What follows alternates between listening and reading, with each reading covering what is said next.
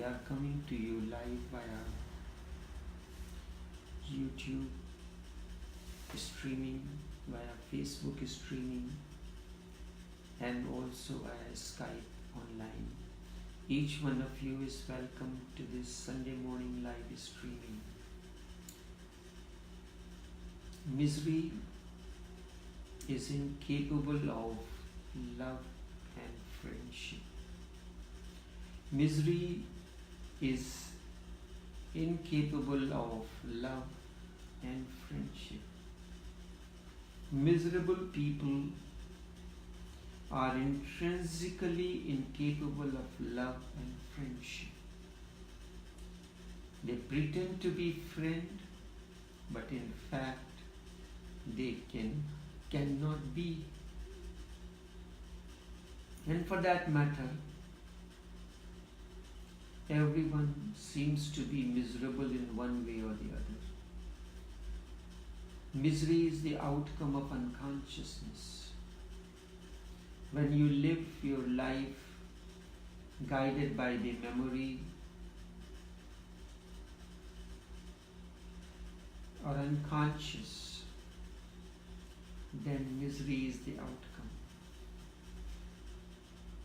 Such a person who continues to live in the past or in the projection of the future always remains miserable for one thing or the other.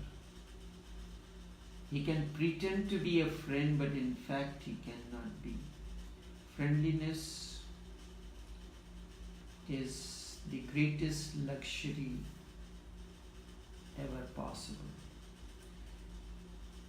What is friendliness? It is overflowing energy. It is overflowing energy, so much energy that it becomes friendliness.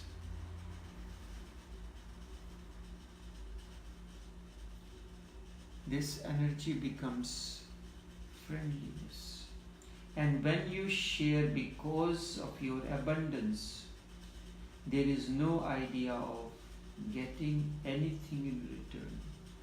You do not expect to get back anything in return. In fact, you feel obliged to the person who has helped you to be unburdened of a little of your overflowing energy as friendliness.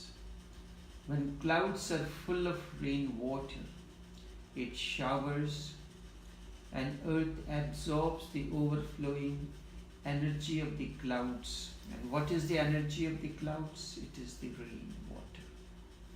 Clouds feel gratitude towards the earth as it absorbs every drop of the water that falls on the ground. A miserable person, on the other hand, is like a black hole. He is utterly empty. He has nothing to give or share. He is a beggar. He is hungry to get. He pretends to be a friend because that is the only way he can get. He can exploit, but he functions like a parasite that feeds on someone else. This is the nature of a miserable person. He functions like a parasite. The friendship that he shows is only a facet, a strategy. Once you are caught in relationship with a miserable person, then you come to know what his reality is. Only then he is exposed in his true color. By then it is too late. He has entangled you. Now to leave him creates guilt in you that you deserted a friend, a lover. This creates a problem for you. If you do not leave him, you will become miserable as well. Your life will become a curse. So to be with him is difficult, and at the same time to leave him too is difficult. And this is what is happening all over the world in all kind of loving relationships, your so-called love relationships. Miserable people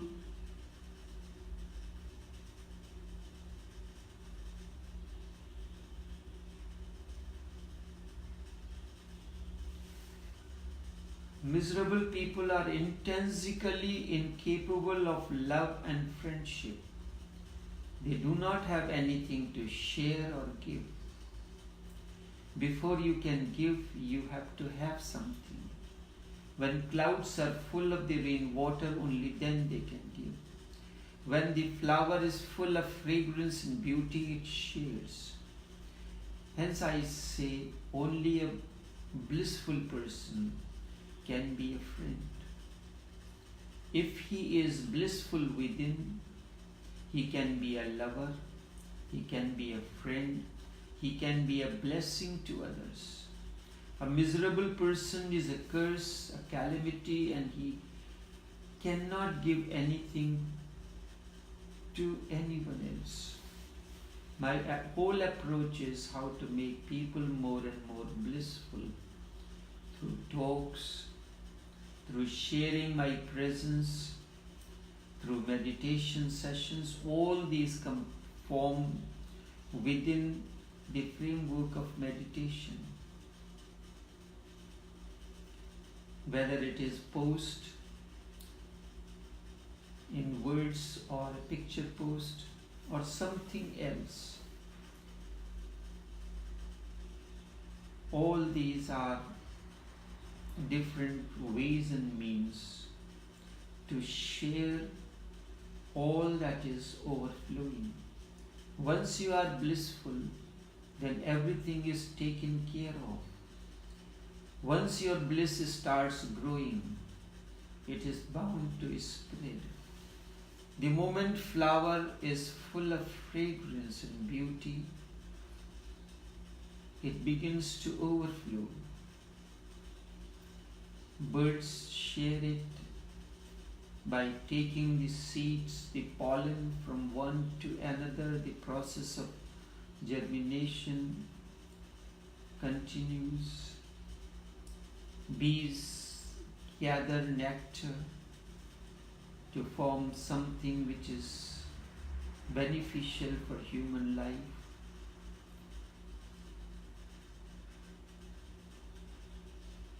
In the same way, once your bliss starts growing and it begins to overflow, it is bound to spread, bound to radiate, and bound to reach others in millions of ways.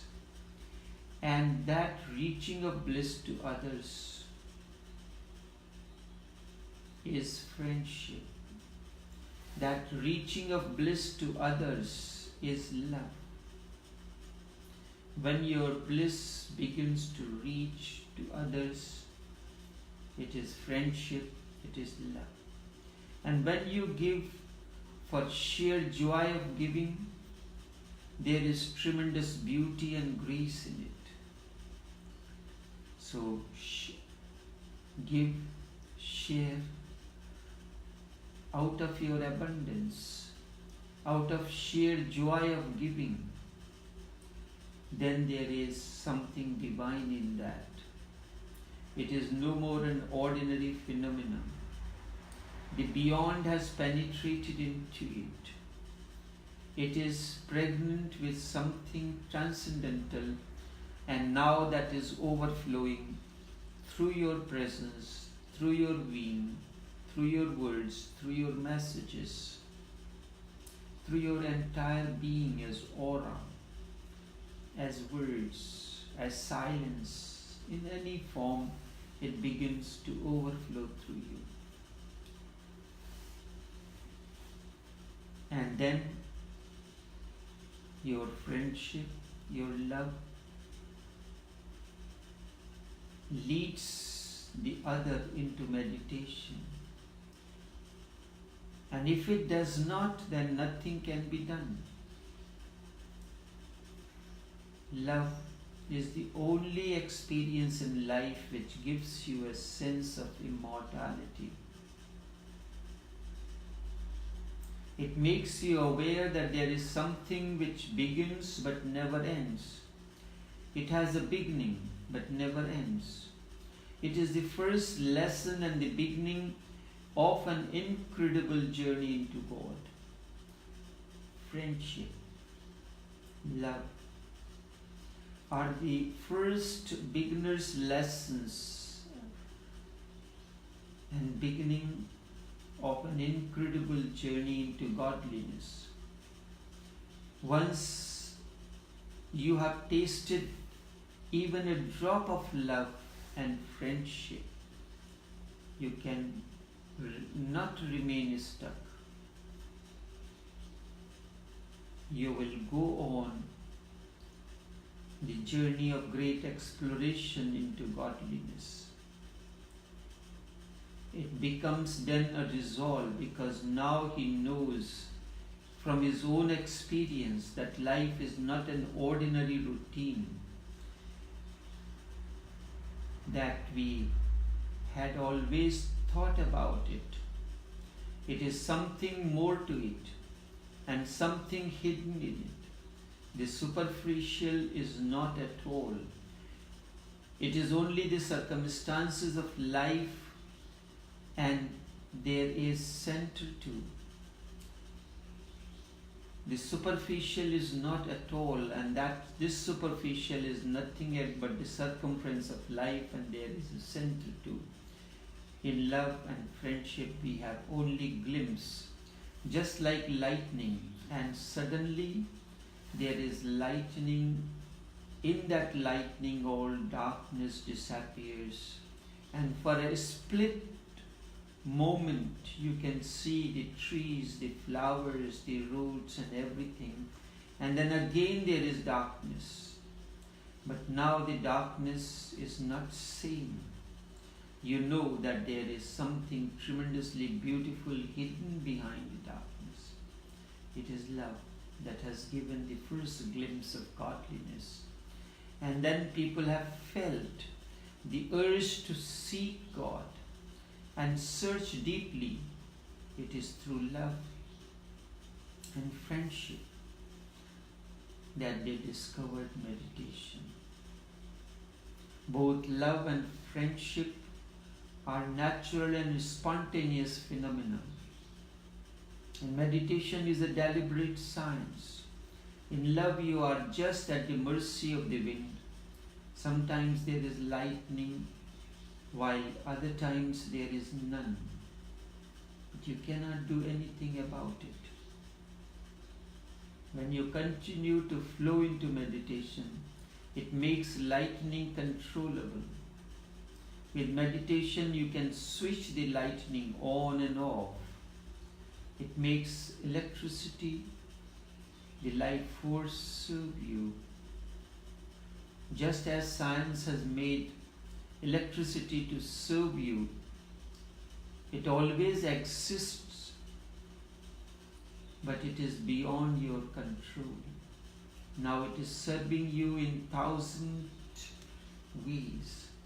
Meditation is that switch. It helps you to turn on and turn off the flow of the energy in and around you. Only this much for this morning. Until tomorrow, take care and do have a pleasant day.